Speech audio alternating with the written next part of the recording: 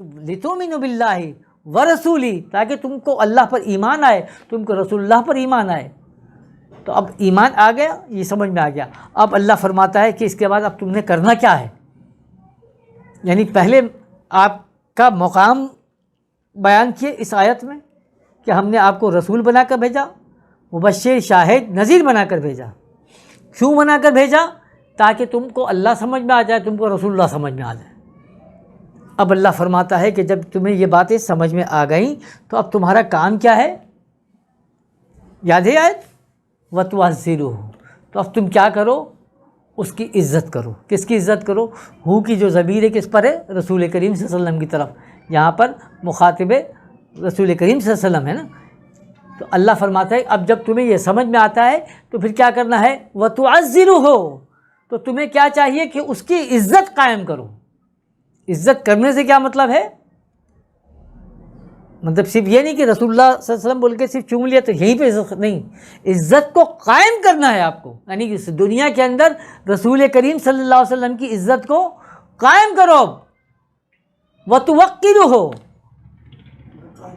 اور ان کا وقار بلند کرو، ان کی توقیر کرو۔ تو اب کسی سے بولو نا کہ بھائی عزت اور توقیر میں فرق تو سمجھ میں آنا چاہیے پہلے کہ عزت کس کو کہتے ہیں، توقیر کس کو کہتے ہیں۔ تو صحابہ کرام، جیسے میں نے پہلے کہا نا کہ صحابہ کرام کے سامنے رسول کریم صلی اللہ علیہ وسلم کے گدھے کی بھی اگر کسی نے برائی کری تو انہوں نے تلواریں نکال لی۔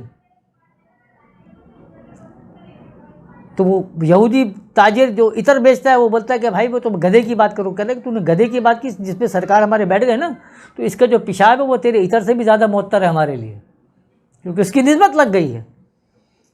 تو بات کیا ہے کہ وہ صرف یہ نہیں ہے کہ مطلب آپ بولیں گے جی گدھے کا نہیں، رسول اللہ کی عزت قائم کروائی ہے کہ تمہاری ہمت کیسے ہوئی کہ رسول کریم صلی اللہ علیہ وسلم سے کوئی بھی چیز منسوب ہو اس کے طرف انگلی اٹھا سکتے ہو تم۔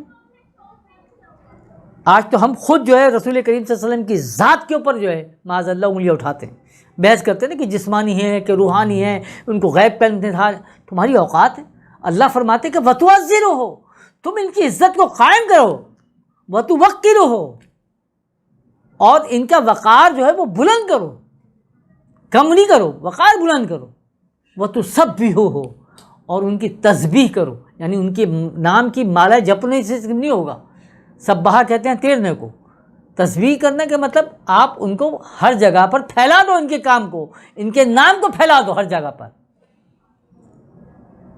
جو پرندہ تیرتا ہے نا اس کو کہتے ہیں تسبیح، وہ تسبیح کرتا ہے، کیوں؟ کیونکہ وہ تیرتا ہے۔ تو سب آپ ان کی تسبیح کریں، اللہ فرماتا ہے کہ ان کے نام کو، ان کے کام کو کیا کرنا ہے؟ پھیلانا ہے، رکنا نہیں ہے۔ تو کیونکہ اللہ نے جو پورا کنٹینیوشن کے ساتھ آپ پڑھو تو بہت سب بھی ہو، اللہ فرماتا ہے کہ ان کی تسبیح کرنی ہے۔ اب ہم نے کہا، جب میں کہتا ہوں نا کسی سے تو لوگ مجھ سے یہ کہتے ہیں کہ یار آپ جو ہے رسول اللہ صلی اللہ علیہ وسلم کی بات کرتے ہیں، بھئی اللہ بھی تو ہے، سب سے پہلے تو اللہ کی بات کریں۔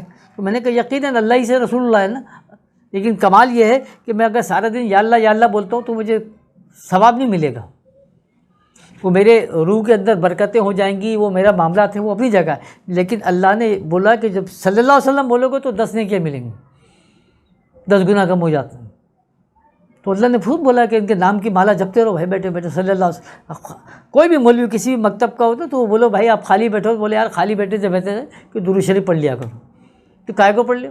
تو اس لیے کہ درود شریف پڑھنے سے آپ کے جو ہے نا وہ نیکیاں بڑھتی ہیں، آپ کے گناہ کم ہو جاتے ہیں۔ تو اللہ بھی تو یہ بولتا نا بھائی کہ صرف مسیح نام کی مالا نہیں جپنی ہے آپ نے، وہ بھی جپنی ہے، اسے بھی نجات نہیں ہے، وہ بھی کرنا ہے، لیکن کرنا کیا ہے؟ وہ تو سب بھی ہو، اور اس کی تسبیح بیان کرنی ہے، پوری کائنات کے اندر اس کی تسبیح بیان کر کے دینی ہے آپ کو۔ اور کب تک کرنی ہے بھائی؟ کوئی ٹائم ہے اس کا؟